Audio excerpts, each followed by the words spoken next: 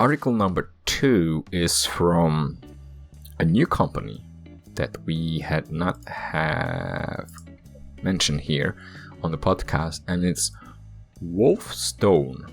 So that's WOLFE stone.co.uk. And their article is about Zara. Now, Zara became a localization leader. So since it's a new company, let me quickly look at their website. We're good. Didn't drop any frames, beautiful. So, Wolfstone is a language and translation services you can trust. So that's like their main headline on their homepage. It's not very outstanding. The whole text is kind of like a meh. It's like very basic. And you can explore some of their services, which is translation services, interpreting services, localization services. Some of their clients include British Transport Police, some government, discovery networks, and that's pretty much it. And you can get in touch with them. Then there's their story. They started in 2006 with a simple idea to revolutionize the way the industry approaches translation. Now, I would like to learn about how they actually revolutionized. They're the biggest translation company in Wales. Okay. Their blog. Let's look at their blog. That's usually a good sign if they are consistently creating content or not. So their blog, the latest ones are from September 25, September 27, September 30, October 16. So pretty good, I would say. Let's look at their services. Translation services, I don't care. Localization, let's look at localization services. Okay, so localization services. They explain what is the localization, types of localization, website, software, multimedia, multilingual SEO. Your localization service provider. They use localization specialists who are native to the country that you are aiming to engage. They have a track record helping clients take their products and services abroad. So pretty generic. They have some guide that you can read on product and service localization. So this will be the last thing that I'm going to check. Yeah, it looks like it's a blog. Yeah, it's a blog article. So not bad. Not bad. Okay, let me check one more thing. So this article is about Zara.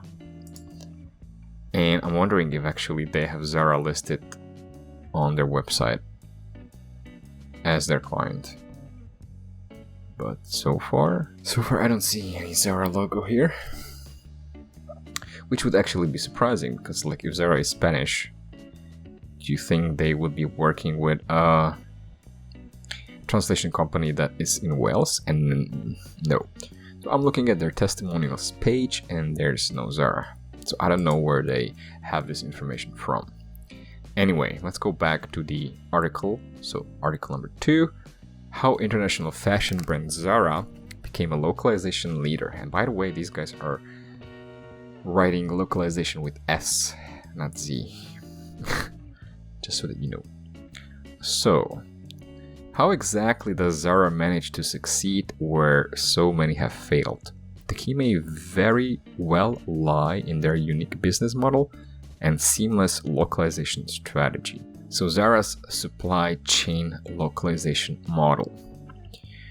There's a quote. Here's what makes Zara truly unique. The company only spends about 0.3% of sales on advertising and doesn't have much marketing to speak of. If Zara isn't pouring their funds into localizing its branding and advertising for specific regions, how exactly has it become an international fashion brand?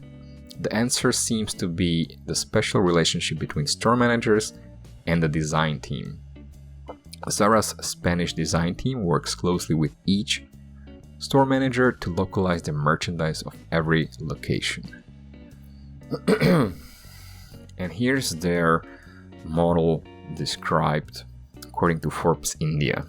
So number 1, Zara's design team monitors fashion trends and store sales. Based on this, they come up with 1,000 designs a month. I really wonder how many people they employ for this. Number 2, they send these out for manufacturing around the world. Number 3, completed designs are shipped back to Spain. Number 4, local store managers in each country tell the Zara head office in Spain what the store needs and how much. Number 5, the design team then flies or trucks out consignments for each of Zara's over 1,608 stores based on local needs and trends. The store gets consignments twice a week. This flexible, high-speed business model has allowed Zara to travel from Spain to 77 markets around the world, including mainland China in 2006, where it has 44 stores and counting. So that's about the brick and mortar. Now, online localization. As well as localizing their supply chain, Zara ensures that their online shoppers can browse and learn about the products they are considering buying in their own language. All EU member states now have their own Zara website, which are available in over 20 EEA languages. Swiss shoppers, for example, can even choose to browse in one of 4 languages used in the country. Zara's sites form part of an integrated online-offline store model. At the same time as opening 11 new country websites, the retail brand opened 100 new stores in Europe. But Zara's localization strategy hasn't always proved itself to be so seamless. So this is a funny example of a localization mistake. In 2015, Zara published a listing for a new model of sandals on their German online shop called Dreifarbige Sklaven-Sandalen, a direct translation from the Spanish Sandalias de Esclava, which means 3-colored slave sandals in English. The word Spanish word there's an extra word I think I had. The Spanish word esclava, slave, is for better or worse widely used in Spanish in reference to sandals, referring to a specific type of bracelet design. However, translating Sandalias de Esclava literally into German understandably outraged many German shoppers, as the German word Sklaven has deeply offensive connotations compared to its Spanish equivalent. Zara was later forced to issue a press release publicly apologizing for the translation mistake. So, did Zara learn their lesson after this major blunder? This year, Inditex reported a rise in its first quarter sales and profits thanks to its worldwide expansion of Zara, which launched websites in Brazil and 8 other countries, such as Morocco and Saudi Arabia. This led to net profit rising 10% to 734 million euros. According to Inditex chairman and chief executive Pablo Isla, quote, these figures demonstrate the solidity of the company's model, whose profitability and cash flow generation continues to grow owing to the group's commitment to customer-driven quality fashion. Inditex's strategic focus of localizing the Zara shopping experience, both online and offline, has earned them their crown as one of the most successful fashion companies of all time.